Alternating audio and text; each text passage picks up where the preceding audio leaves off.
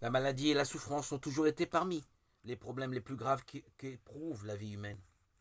Dans la maladie, l'homme fait l'expérience de son impuissance, de ses limites, de sa finitude. Toute maladie peut nous faire entrevoir la mort. La maladie peut aussi conduire à l'angoisse, au repliement sur soi. Parfois même au désespoir, à la révolte contre Dieu. Elle peut aussi rendre la personne plus mûre, l'aider à discerner dans sa vie ce qui n'est pas essentiel pour se tourner vers ce qu'il est. Très souvent, la maladie provoque une recherche de Dieu, un retour à lui. L'homme de l'Ancien Testament vit la maladie en face de Dieu. C'est devant Dieu qu'il déverse sa plainte sur sa maladie. Et c'est de lui, le maître de la vie et de la mort, qu'il implore la guérison. La maladie devient un chemin de conversion et le pardon de Dieu inaugure la guérison.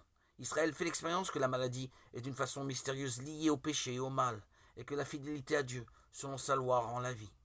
Car c'est moi le Seigneur qui suis ton médecin. Exode 15, 26. Le prophète entrevoit que la souffrance peut aussi avoir un sens rédempteur pour les péchés des autres. Enfin, Isaïe annonce que Dieu amènera autant pour Sion, où il pardonnera toute faute et guérira toute maladie.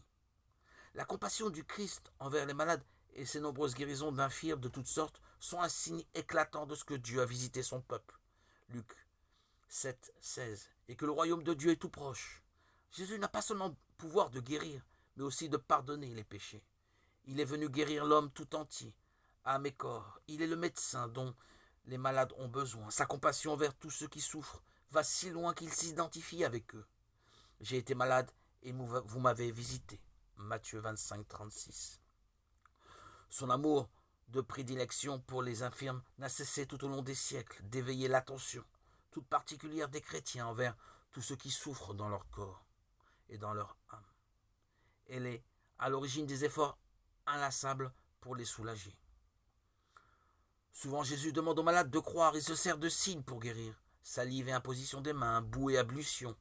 Les malades cherchent à le toucher, car une force sortait de lui qui les guérissait tous. Luc 6, 19. Ainsi, le Christ continue à nous toucher pour nous guérir. Ému par tant de souffrance, le Christ non seulement se laisse toucher par les malades, mais il fait sienne leur misère. Il a pris nos infirmités et s'est chargé de nos maladies. Matthieu 8, 17. Il n'a pas guéri tous les malades. Ces guérisons étaient des signes de la venue du royaume de Dieu.